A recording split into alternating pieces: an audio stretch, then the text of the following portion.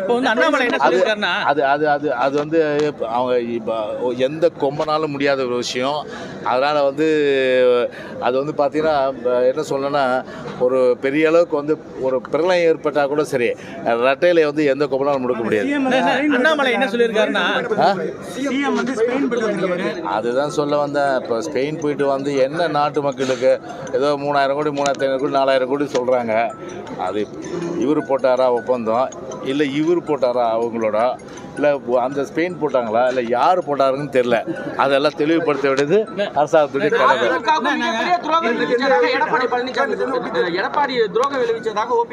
இல்லை அதுதான் அவர் பேச்சையே பொறுப்படுத்தாதீங்கன்ற, புரியுதுங்களா? அவர் பேச்சை கேட்கறதுக்கு யாருமே இல்லை. இப்போ ஒருத்தர் இல்லை. இப்போ இதே உங்கள் பக்கத்து மாவட்ட புதுக்கோட்டையில் என்ன ஆச்சு, அவர் பேசணுன்னா கபமுனி வந்து ஓடிட்டாங்கல்ல. அது மாதிரி வந்து கூலிக்கு ஆள் பிடிச்சி உட்கார வச்சவன நிற்க மாட்டாங்க. அதனால் அவர் சும்மா குழப்பத்தை ஏற்படுத்தணுன்ட்டு ஏதோ பேசிட்டு இருப்பாரு. அதை தொண்டர்கள் நம்ம தேவையில்லை. இப்போ அண்ணாமலை என்ன சொல்லியிருக்காருன்னா, நாங்கள் வந்து அதிமுகன்னு குறிப்பிட்டு சொல்லலை, பொதுவாக தான் நாங்கள் சொன்னோம் கதவு திறந்துருக்குன்னு அப்படின்னு சொல்லி சொல்லுவாங்க. இல்லை நீங்கள் எப்படி வேணாலும் சொல்லிட்டு போங்க. எங்கள் நிலைப்பாடு ஏற்கனவே தலைமை களத்தில் இது புரட்சி தலைவர் எம்ஜிஆர் மாளிகையில் எடுத்த முடிவு தான் பிஜேபியோட கூட்டணி இல்லை என்பது.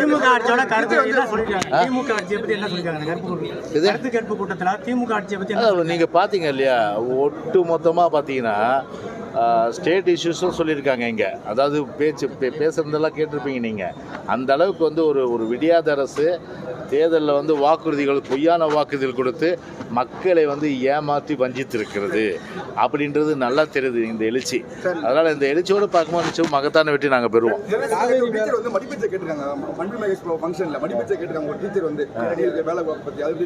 இன்னைக்கு எல்லாமே அரசு ஊழியர்லேருந்து ஆசிரியர்லேருந்து தட்டேந்திர நிலையம் மடிப்பிச்சு கேட்குற நிலைமை தான் இன்றைக்கு இந்த விடியாத அரசு உருவாக்கியிருக்கு.